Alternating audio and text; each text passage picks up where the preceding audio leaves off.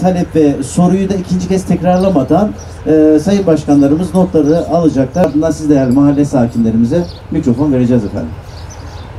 Kıymetli başkanım, mahallemizin ekmek tüfes talebi var. Ayrıyeten zaten taziyevi dilekçemizi verdik, onaylandı. Sağ olsun Erkan Başkanım da yerine baktı, yeri de onayladı. Allah nasip ederse sizin önderliğinizde mahallemize güzel bir taziyevi de kazandıracağız inşallah. Bizler belediye başkanımız, teşkilatımız olarak her mahallemizde, her sokağımızda sizlerle bir araya geliyor. Sizlerin sorunlarını, temennilerini, sıkıntılarını dinleyip elimizden geldiğince çözümler üretmeye çalışıyoruz.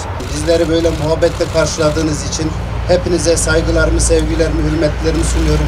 Sağ olun, var olun, Allah'a emanet olun. Muhtarım maşallah hizmette çok güzel aksiyonlar alıyor. Sürekli bizimle irtibat halinde, diyalog halinde.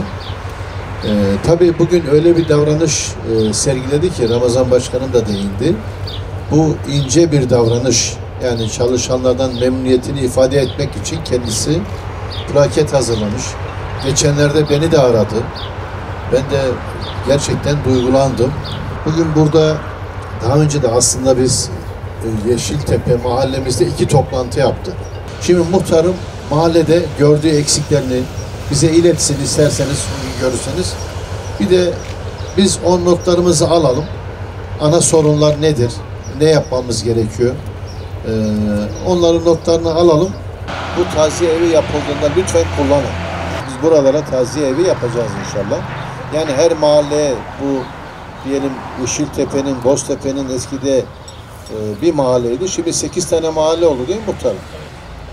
8 tane mahallede taziye evi yapamayız. Çünkü bunun için hayırsever bulmak lazım. Hayırsever bulamadığımız takdirde bunun için uygun arsa da değil mi? Her şeyden önce uygun arsa olması gerekiyor. Belediyenin buralarda, bu mahallelerde uygun bir arsasının olması gerekiyor.